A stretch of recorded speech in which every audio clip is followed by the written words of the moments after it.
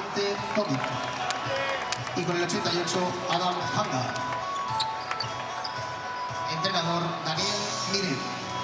Los verdinegros llegan después de haber caído en su última salida a Valencia, mientras que el Zaragoza también cayó, seguido por Kra. ¡Uy, qué pase!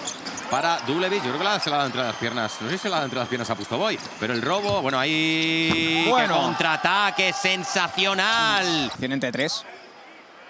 Se acaba con el mate de Gates. No acabó dentro.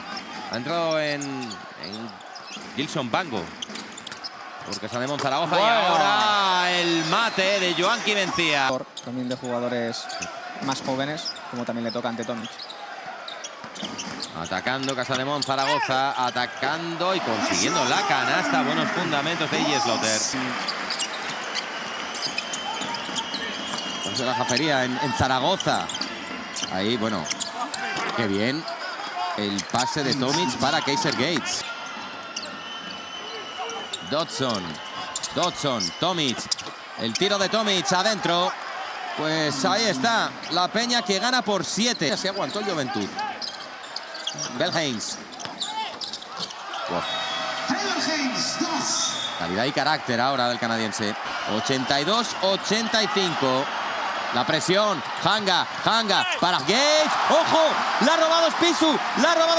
Opción de prórroga. Spisu casi comete pasos. El triple. Suleimanovic. El príncipe Felipe se vuelve. Ahí recibe Hanga.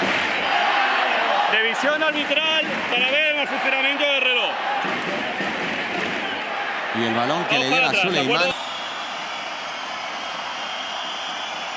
Vamos a ver, ahí Dodson, le dejan tirar, Dodson. Pues no, nos vamos a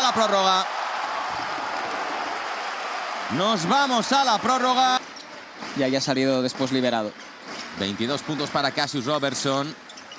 Cuando juega Trevor Haynes de 3, triple. Jugando con Robertson. Amagó el bloqueo Tomic. Sigue Robertson buscando la tabla. Mucha calidad de Robertson. A 1 está la Peña. Ahí recibe Trevor Haynes. Últimos 10 segundos de posesión. El bloqueo de Suleimanovic. Belhains en el dribbling. Belhains contra Hanga. Belhains. Canastón de Belhains. Canastón de Trevor Haynes. ¿Qué últimos segundos nos esperan?